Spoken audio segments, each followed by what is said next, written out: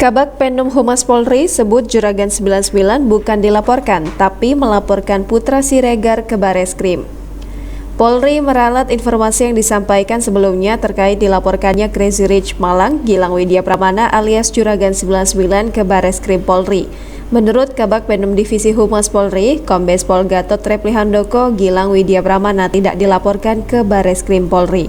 Namun dia justru menjadi pihak yang melaporkan kasus tersebut.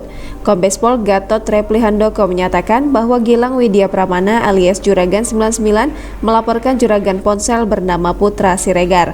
Dia melaporkan kasus itu pada 13 Agustus 2021 lalu. Dijelaskan Gatot, laporan polisi itu terdaftar di Bareskrim Polri. Laporan itu didaftarkan oleh istri Juragan 99 bernama Shandi Purnamasari.